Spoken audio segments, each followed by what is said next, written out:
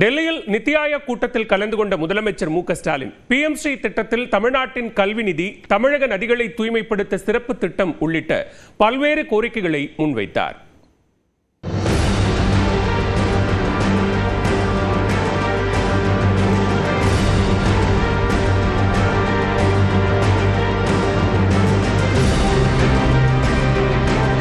பாஜக அரசு 2014ஆம் ஆண்டு பதவியேற்ற பிறகு மத்திய திட்டக்குழுவுக்கு பதிலாக நிதி ஆயோக் என்ற அமைப்பை 2015இல் உருவாக்கியது. நாட்டின் நிதி நிர்வாகம் தொடர்பாக மத்திய அரசு ஆண்டுதோறும் நிதி ஆயோக் கூட்டத்தை நடத்தி வருகிறது. அதன்படி நடப்பாண்டிற்கான 10வது நிதி ஆயோக் கூட்டம் பிரதமர் மோடி தலைமையில் டெல்லியில் நடைபெற்றது. பாரத் மண்டபத்தில் நடைபெற்ற கூட்டத்தில் மாநில மற்றும் யூனியன் பிரதேசங்களின் முதலமைச்சர்கள் மற்றும் அமைச்சர்கள், மத்திய அமைச்சர்கள் உள்ளிட்டோர் கலந்து கொண்டனர். கடந்த 3 ஆண்டுகளாக நிதி ஆயோக் கூட்டத்தை புறக்கணித்த தமிழக முதலமைச்சர் மு.க.ஸ்டாலின் இந்த முறை பங்கேற்றார்.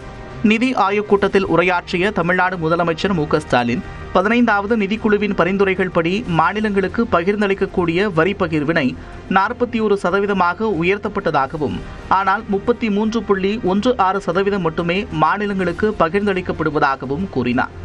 மத்திய அரசு அறிமுகப்படுத்தும் திட்டங்களுக்கு மாநில அரசு செலவிடும் தொகையால் நிதிச்சுமை ஏற்படுவதாகவும், அதனால் மத்திய வருவாயில் மாநிலங்களுக்கான நிதி பகிர்வை 50% உயர்த்த வேண்டும் என்றும் வலியுறுத்தினார். தொடர்ந்து PM ஸ்ரீ திட்டம் தொடர்பான புரிந்துணர்வு ஒப்பந்தத்தில் சில மாநிலங்கள் கையெழுத்து போடாததால் சர்வ சிக்ஷா அபியான் நிதி மறுக்கப்பட்டுள்ளதாகவும், குறிப்பாக 2024-2025ஆம் ஆண்டில் கிட்டத்தட்ட 2200 கோடி ரூபாய் நிதி தமிழ்நாட்டிற்கு மறுக்கப்பட்டுள்ளதாகவும் குறிப்பிட்டார்.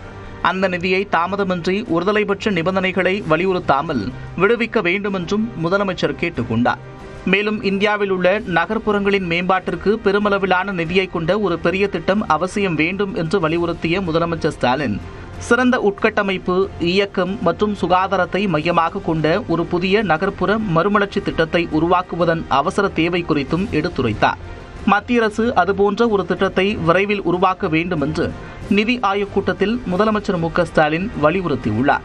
தூய்மை கங்கை திட்டத்தை போன்று தமிழகத்தில் உள்ள காவிரி, வைகை, தாமிரபரணி உள்ளிட்ட முக்கியமான ஆறுகளையும் நாட்டில் உள்ள பிற முக்கிய நதிகளையும் சுத்தம் செய்து மீட்டெடுக்க திட்டம் வேண்டும் என்றும், காவிரி, வைகை, தாமிரபரணிக்கு புதிய திட்டத்தை உருவாக்கித் தர வேண்டும் என்றும் வலியுறுத்தினார்.